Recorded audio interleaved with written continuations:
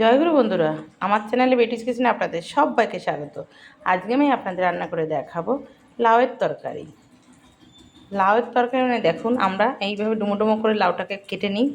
কেটে এটা কিন্তু ল্যাটা মাছ বা শোল মাছ এগুলো দিয়ে কিন্তু রান্না বা চিংড়ি মাছ দিয়ে ভীষণ ভালো লাগে। শোল মাছ ল্যাটা মাছ দিয়ে লাউয়ের তরকারি খুবই ভালো লাগে খেতে। তো আজকে আমি নিরামিষ রান্না করব। নিরামিষ দেখুন, লাউ আমি একটা আলু কেটে দিয়েছি, এভাবে একটা ছোট আলু কেটে দিয়েছি আর লাউটাকে এবার আমি একটু তেলে ভেজে নেব। আমি যেটা ভাজা করেছি সেই ভাজার তেলেই আমি লাউটা দিয়ে দেবো, লাউ আলু মিলিয়ে একসঙ্গে। আমি দিয়ে দেবো লবণ হলুদ, আমি আন্দাজ মতো লবণ দিয়ে দেবো, পরিমাণ মতন হলুদ দিয়ে দেবো।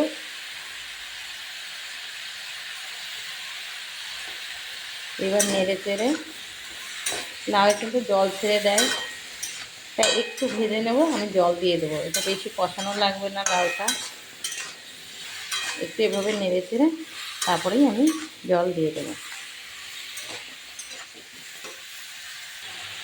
আমি এবার জল দিয়ে দেবো। লাউ কিন্তু বেশি জল দেওয়া যাবে না, কারণ লাউ হচ্ছে জুলো তরকারি, লাউয়ের জল বেরিয়ে যায়। আমি আর দেবো না। লাউ সিদ্ধ হয়, আলু সিদ্ধ হয়ে যাওয়ার পরে যতটুকু ঝোল থাকবে একদম গায়ে গায়ে থাকবে। দেখুন লাউ তরকারি কী সুন্দর টক ফুটছে। এবার আমি যে কাঁচা লঙ্কা চিড়ে রেখেছি, আমি কাঁচা লঙ্কাগুলো সব দিয়ে দেবো। এই লাউ তরকারিটা কিন্তু নিরামিষ লাউ তরকারি, কিন্তু কোনো মশলা হবে না, শুধু এই কাঁচা লঙ্কা চিড়ে দিয়ে আমি রান্না করবো। একটু লাউ আলুটা সিদ্ধ হবে, তারপরে এভাবে ঘাঁটতে হবে। এই দেখুন বন্ধুরা, ঝোল অনেকটা টেনে গেছে, লাউ আলু সবই সেদ্ধ হয়ে গেছে, দেখেছেন? এই যে আলুও সেদ্ধ হয়ে গেছে, লাউ তো সেদ্ধ হয়েই গেছে। এবার এভাবে কিন্তু ঘন করতে হবে না, ঝোল তাকিয়ে দেবে। এবার নাড়তে চাড়তে লাউয়ের তরকারি যত নাড়া দেওয়া হবে তত কিন্তু তরকারি খেতে স্বাদ হবে, আর লাউয়ের মতন থাকবে। দেখুন নাড়তে নাড়তে সুন্দর ঘন হয়ে গেছে। এটা কিন্তু একটু নামানোর আগে ধনেপাতা দিলেও ভালো লাগে, তো আমার আজকে ধনেপাতা নেই। আমি এবার নামিয়ে নেব। হয়ে গেছে দেখুন, এভাবে কিন্তু নাড়তে চাড়তে থাকবেন।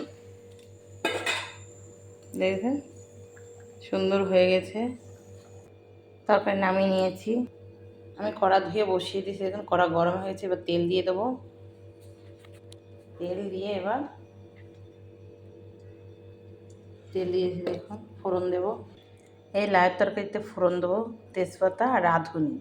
লাউয়ের তরকারিতে জিরে ফোড়ন জল হয়ে যায় জিরে ফোড়ন দিলে তরকারিটা, তাই রাঁধুনি দিতে হয়। রাঁধুনি দিলে তরকারির স্বাদও ভালো হয়, তরকারি জল জল হয় না। জুলো লাউটা হচ্ছে জুলো। তো গরম হয়ে গেছে তেল, এবার আমি রাঁধুনি আর তেজপাতা দিয়ে দিচ্ছি একসঙ্গে। দেখছি,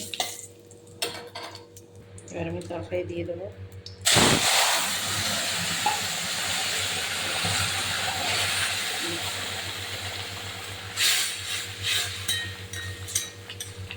তরকারি পুরো ঘন হয়ে গেছে, দেখুন দেখুন তরকারি হয়ে গেছে। তরকারি এবার আমি নামিয়ে নেব। দেখুন বন্ধুরা, নিরামিষ লাউয়ের তরকারি। তো এভাবে কিন্তু অতি অবশ্যই আপনারা নিরামিষ রাঁধুনি ফোড়ন দিয়ে লাউয়ের তরকারি খেয়ে আমাকে কমেন্টে জানাবেন খেতে কেমন লাগে। খেতে কিন্তু সত্যি ভীষণ ভালো লাগে, আমার তো লাউয়ের তরকারি খুব ভালো লাগে। তো এইভাবে কিন্তু আপনারা লাউয়ের তরকারি অতি অবশ্যই খেয়ে কমেন্ট করে জানাবেন। আমার এই রেসিপিটা যদি ভালো লেগে থাকে তাহলে please please please like share comment করতে কিন্তু ভুল করবেন না, সাবস্ক্রাইবটা করে দেবেন। জয় গুরু।